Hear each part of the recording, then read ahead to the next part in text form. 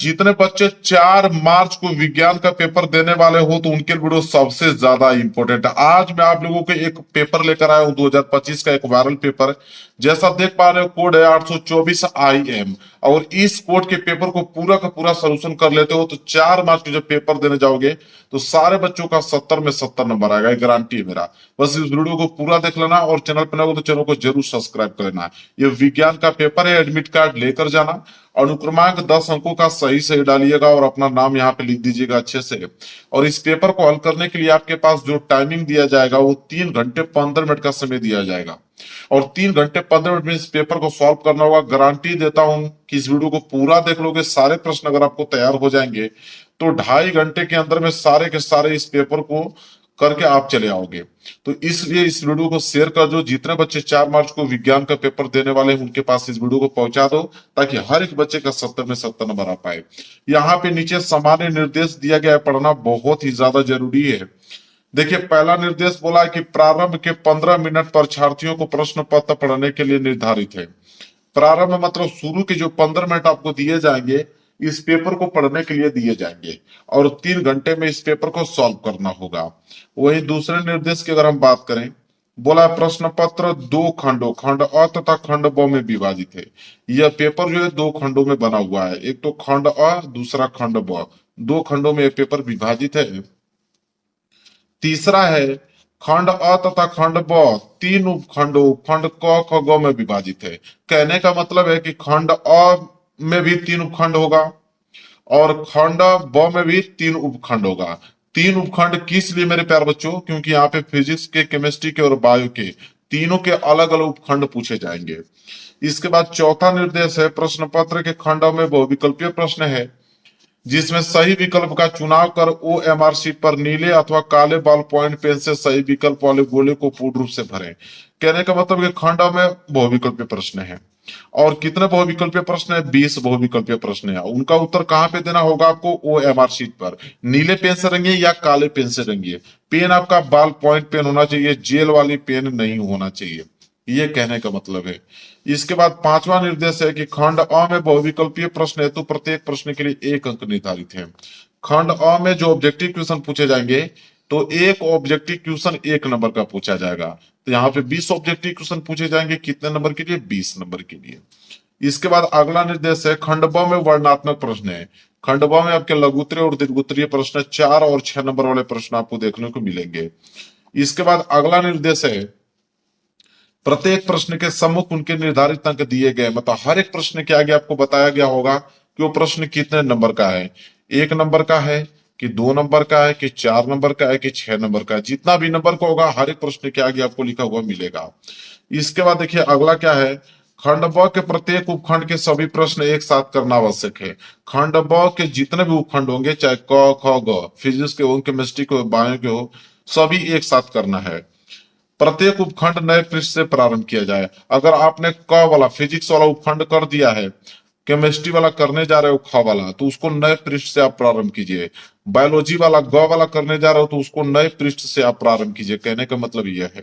इसके बाद है सभी प्रश्न अनिवार्य। इसमें जितने प्रश्न दिए गए हैं सारे प्रश्न करना अनिवार्य है। यह सामान्य निर्देश था जो कि बहुत अच्छे तरीके से पढ़ के एक वर्ड में हम समझा दिया। अब चलिए देखते हैं पेपर इधर से स्टार्ट होता है। देखिए मेरे प्यारों, जो पेपर यहाँ से स्टार्ट है आप लोगों का खंड अ, और खंड अ में सबसे पहले बहुविकल्पीय प्रश्न है। उसमें अभी सबसे पहले उपखंड क आया है। उपखंड क मतलब फिजिक्स वाले प्रश्न है। देखिए 20 ऑब्जेक्टिव क्वेश्चन, एक एक नंबर के हिसाब से 20 नंबर यहाँ से कवर हो गए आपके। पहला प्रश्न देखिए बहुत ही ज्यादा सिंपल है, यही याद करा दूंगा और सारे बच्चों का सही जवाब होना चाहिए बिल्कुल जब जाओगे आप लोग एग्जाम देने। कह रहा है कि किसी अवतल दर्पण पर आपतित प्रकाश किरण दर्पण से परावर्तन के उपरांत अपने ही मार्ग से वापस आ जाती है। यह किरण मुख्य अक्ष का प्रतिच्छेदन करती है। मतलब कहने का मतलब है कि आपके पास अवतल दर्पण है और अवतल दर्पण में किस स्थान पर किस वस्तु को रखेंगे कि वहां पे आपतित प्रकाश किरण दर्पण से परावर्तन के उपरांत अपने ही मार्ग से वापस आ जाएगा। तो वो कंडीशन क्या है मेरे प्यार बच्चों? वो है वक्रता केंद्र पे। जब वक्रता केंद्र पे रखेंगे तो अपने ही मार्ग से विचलित होकर अपने ही मार्ग से वापस चली जाएगी। ठीक है, कहने का मतलब अगर मैं अवतल दर्पण बना दूं यहाँ पे, ये आपका सी है और ये आपका एफ है। तो ये अगर यहाँ पे मेरे प्यारे बच्चों अगर बना दूं, यहाँ से अगर कोई आपतित किरण जा रही हो वक्रता केंद्र से, तो यहाँ से टकराने के बाद वापस उसी मार्ग से वापस चली जाएगी। ये कहने का मतलब है। क्लियर है? चलिए, तो पहले का सी जो है बिल्कुल राइट आंसर हो जाएगा। आगे बात करते हैं अगला। देखिए प्रश्न नंबर दूसरा। प्रश्न नंबर दूसरा भी देखिए 1 नंबर के लिए प्रश्न है। क्या है कि एक लेंस वस्तु की स्थिति विशेष के लिए आभासी सीधा तथा आवर्धित प्रतिबिंब बनाता लेंस होगा। कह रहा है कि वो कौन सा लेंस है मेरे प्यारे बच्चों, कि वो किसी वस्तु का प्रतिबिंब जो है आभासी बनाता है, सीधा बनाता है और वस्तु से बड़ा बनाता है। ठीक है, तो वो आप लोगों का उत्तल लेंस। क्या है उत्तल लेंस? क्या करता है, किसी भी वस्तु का प्रतिबिंब आभासी बनाता है, सीधा बनाता है और वस्तु से बड़ा बनाता है। इसलिए बी वाला ऑप्शन जो है बिल्कुल राइट आंसर हो जाएगा। आगे बढ़ेंगे, अगला प्रश्न देखेंगे, प्रश्न नंबर तीसरा।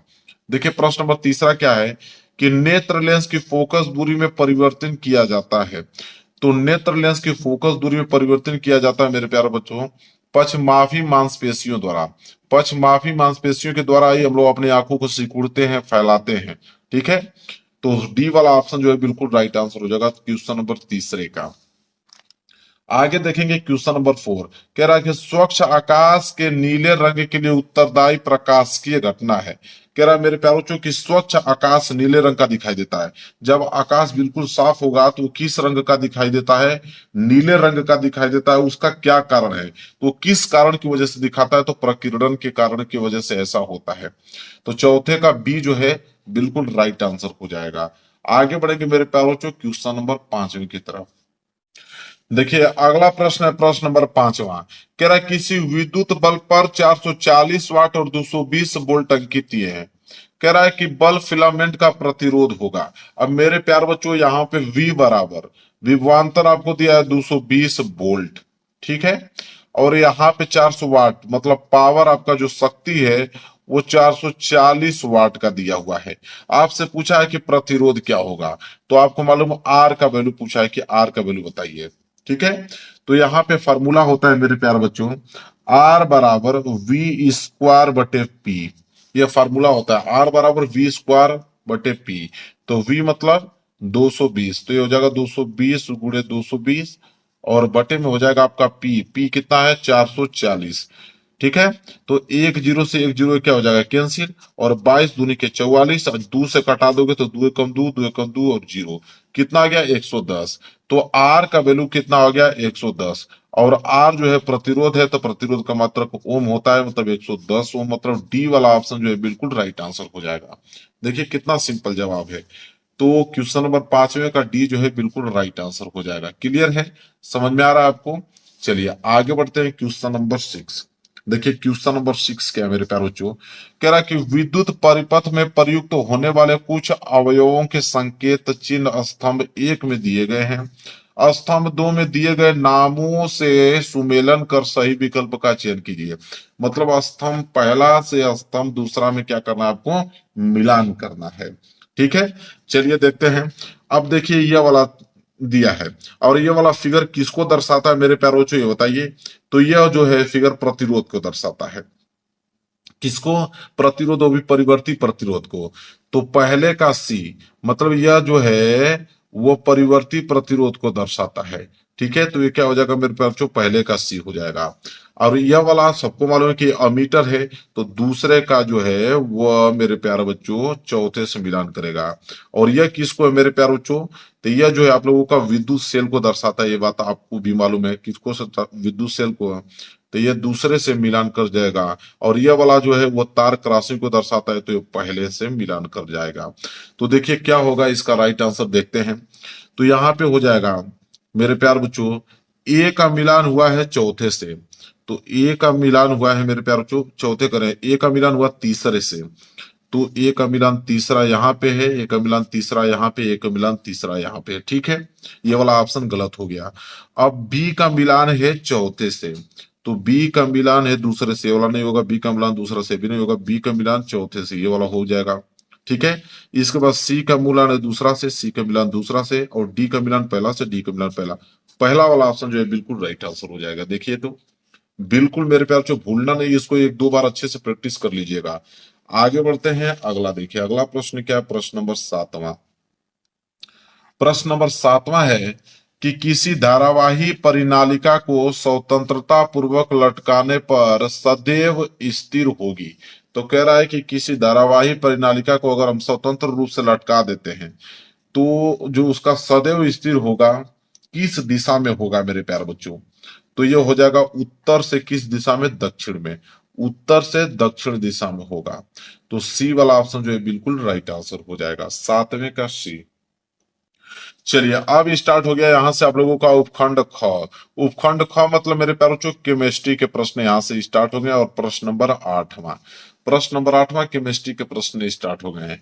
बोला यहाँ पे कि निम्नलिखित में से कौन सी धातु कमरे के ताप पर ठोस अवस्था में नहीं होती है।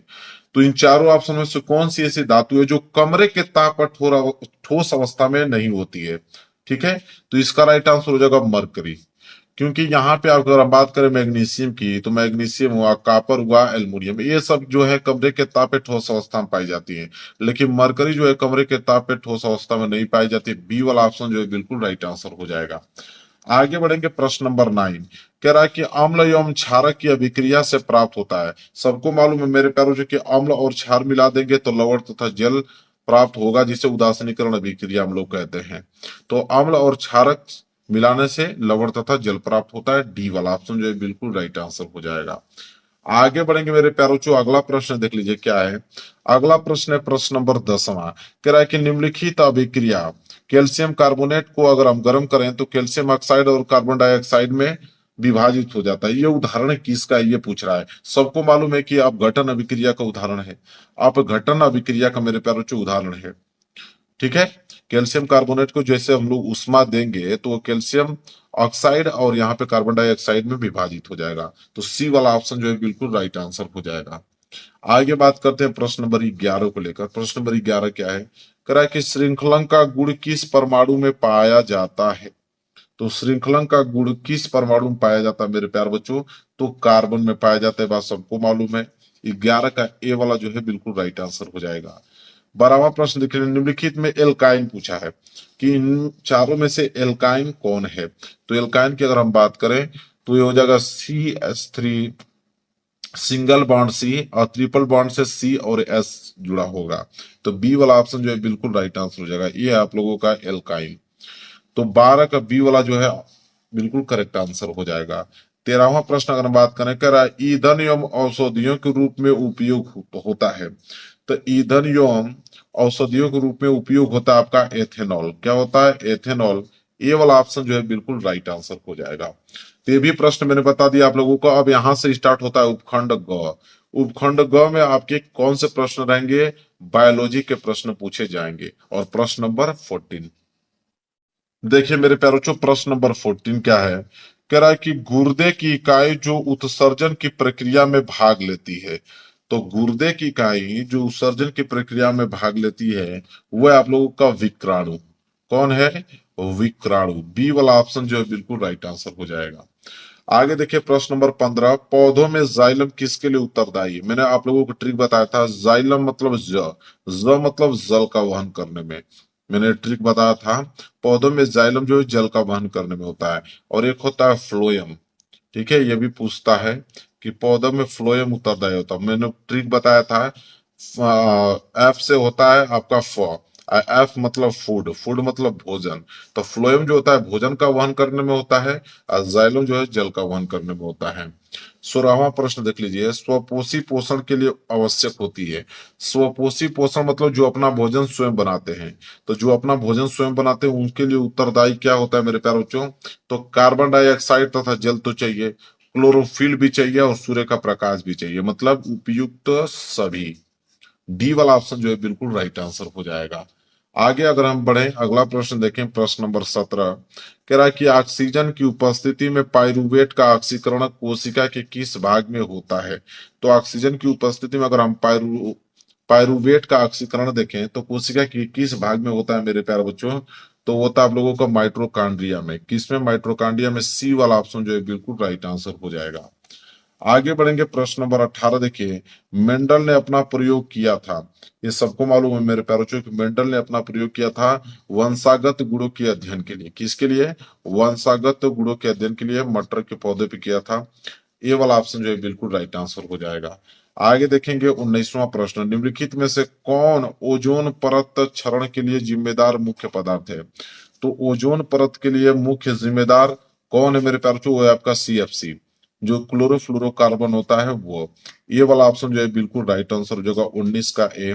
चलिए आगे बढ़ते हैं, 20वां प्रश्न देखते हैं।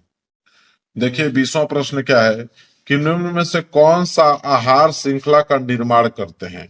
तो आहार श्रृंखला का निर्माण कौन करते हैं? बी वाला, क्योंकि सबको मालूम है कि घास, घास को कौन खाती है? बकरी खाती है। और बकरी को कौन खाता है? मानव खाता है। तो इसलिए बी वाला जो है बिल्कुल राइट आंसर हो जाएगा। चलिए आगे बढ़ते हैं। देखिए वर्णात्मक प्रश्न यहाँ से स्टार्ट हो गया, खंड ब 50 नंबर का। इसमें भी सबसे पहले उपखंड क आया है, और उपखंड क मतलब फिजिक्स के प्रश्न इसमें रहेंगे मेरे प्यारे बच्चों। और देखिए 21वां प्रश्न, पूरा का पूरा प्रश्न आपको तैयार करना है। 21वां में 2 प्रश्न है, याद रखिएगा। पहला है कि प्रकाश अपवर्तन की घटना को समझाइए, और यह प्रश्न कितने नंबर के लिए मिलेंगे आपको? 2 नंबर के लिए। प्रकाश अपवर्तन की घटना को समझाइए। और दूसरा है कि नेत्र के दीर्घ दृष्टि दोष अथवा इसके संशोधन पर संक्षिप्त टिप्पणी लिखिए। ये प्रश्न 2 नंबर का है। दोनों प्रश्न अगर कर देते हो तो 4 नंबर यहां से आपके क्या हो जाएंगे? पक्के हो जाएंगे। ये दोनों प्रश्न बहुत ज्यादा इंपोर्टेंट, आपको तैयार करके जाना, तभी 70 में 70 नंबर आएगा। वहीं अगर हम प्रश्न नंबर 22 की बात करें तो 22 में भी आपके 2 प्रश्न हैं। ठीक है, क्या है? पहला है कि उत्तल दर्पण की फोकस दूरी के लिए सूत्र लिखे। तो उत्तल दर्पण के लिए फोकस दूरी के लिए सूत्र लिखना है, और उत्तल दर्पण के कोई 2 उपयोग भी आपको लिखना है। अगर इतना काम कर देते हो तो 2 नंबर आपको यहां से पक्के हो जाएंगे। और वहीं इसको भी करना है आपको कि 2 सेंटीमीटर लंबी वस्तु है और 20 सेंटीमीटर फोकस दूरी के उत्तल लेंस के सम्मुख मुख्य अक्ष के लंबवत रखी है। तो लेंस से वस्तु की दूरी 30 सेंटीमीटर है। तो प्रतिबिंब की स्थिति V बताइए तथा प्रकृति M ज्ञात कीजिए। तो सब कुछ वैल्यू तो दे ही रखा है मेरे प्यारे बच्चों। तो यहां से आप यहाँ पे लेंस वाले फॉर्मूले का यूज कीजिएगा, और यहां से आपका आंसर बिल्कुल आ जाएगा। तो दोनों प्रश्नों को इसको भी हल करोगे तो 2 नंबर मिलेगा, मतलब दोनों हल कर दोगे तो ये 4 नंबर आपके क्या हो जाएंगे? बिल्कुल पक्का हो जाएंगे। सारे प्रश्न आपको तैयार करके जाना है। 23वां अगर हम बात करें तो 23वां में भी 2 प्रश्न हैं, 2-2 नंबर मिलेंगे। पहला अगर हल करते हो कि किसी चुंबकीय क्षेत्र में धारावाही चालक पर लगने वाले बल किन किन कारकों पर निर्भर करता है? 2 नंबर के लिए प्रश्न है। और दूसरा है कि चुंबक तथा धारावाही परिनालिका में अंतर स्पष्ट कीजिए, और यह प्रश्न कितने नंबर के लिए? 2 नंबर के लिए है। तो दोनों प्रश्नों को अगर आप हल करोगे तो 2-2 नंबर के हिसाब को 4 नंबर आपको दिए जाएंगे। आगे बढ़ते हैं, प्रश्न नंबर 24। प्रश्न नंबर 24 में भी 2 प्रश्न है। पहला वाला प्रश्न तो यह है कि धारावाही चालक से संबद्ध चुंबकीय क्षेत्र की दिशा ज्ञात करने के लिए दक्षिण हस्त अंगुष्ठ नियम लिखिए, और सीधे धारावाही चालक द्वारा उत्पन्न चुंबकीय क्षेत्र रेखाओं को दर्शाइए। आपको 2 नंबर दिए जाएंगे। और दूसरा है कि दिए गए परिपथ ए एवं बी के बीच तुल्य प्रतिरोध तथा 52 प्रतिरोधों के सिरों के बीच विभवांतर की गणना करना है, और यह प्रश्न भी आपको 2 नंबर देगा। तो प्रश्न नंबर 24 भी क्लियर हो गया आप लोगों को। ये सारे प्रश्न अगर आप तैयार कर लोगे मेरे प्यारे बच्चों तो 70 में 70 नंबर बिल्कुल आपके क्या हो जाएंगे? आज ही क्लियर हो जाएंगे। ठीक है, क्लियर है। ये आपका 52 प्रतिरोध नहीं है, 5 ओम है। 52 नहीं है, 5 ओम प्रतिरोध के सिरों के बीच विभवांतर गणना करना है। ठीक है, इसका चित्र दिया है, मैं चित्र दिखाता हूं। ठीक है, यह चित्र दिया हुआ है, देखिए यह चित्र है, फिगर है, फिगर को देख लीजिए। इसके बाद अगर वो प्रश्न नहीं करना चाहते हो तो अथवा करके एक प्रश्न और आपको दिया है कि विद्युत परिपथों में फ्यूज का क्या महत्व है? किसी मकान में कुल अधिभार अगर 2200 वाट है और विद्युत की आपूर्ति 220 वोल्ट पर की जाती है, तो मकान में प्रयुक्त फ्यूज का अनुमतांक क्या होना चाहिए, और विद्युत ऊर्जा का व्यवहारिक मात्रक भी आपको लिखना है। ये वाला प्रश्न आप कर सकते हो। चलिए, तो दोनों में से कोई भी कर लीजिएगा। इसके बाद दूसरा प्रश्न आइए। यह प्रश्न है कि घरेलू विद्युत परिपथ में प्रयुक्त तारों के नाम में आवरण तारों के रंग लिखिए। 6 नंबर के लिए प्रश्न है, बहुत ज्यादा, सबसे ज्यादा IMP प्रश्न है। इसको आपको तैयार करना ही किसी कीमत पे है। इसके बाद स्टार्ट होगा आप लोगों का यहाँ से उपखंड ख, और उपखंड ख मेरे प्यारे बच्चों आपके यहाँ से केमिस्ट्री के प्रश्न दिए जाएंगे। और केमिस्ट्री के प्रश्न देखिए, पहला ही 25वां का ए, निम्नलिखित यौगिकों के आईयूपीएसी नाम लिखना है। ए वाला यहाँ पे दिया है, ए में आपको दो दिया है, एक पहला और दूसरा, इन दोनों के क्या लिखना है, आपके आईयूपीएसी नाम लिखना है। इसके बाद मेरे प्यारे बच्चों बी वाला है, बी में भी दो प्रश्न है। संयोजन अभिक्रिया के एक उदाहरण लिखिए, केवल समीकरण लिखना है। और दूसरा इसमें है कि संतुलित समीकरण लिखिए, कि संतुलित समीकरण किसे कहते हैं। तो बी में भी दो प्रश्न है, दोनों को करने हैं। ठीक है, तो कौन सा समीकरण संतुलित लिखना है, उसी के नीचे barium chloride plus aluminium sulphate मिलकर बेरियम सल्फेट और एल्युमिनियम क्लोराइड बनाता है।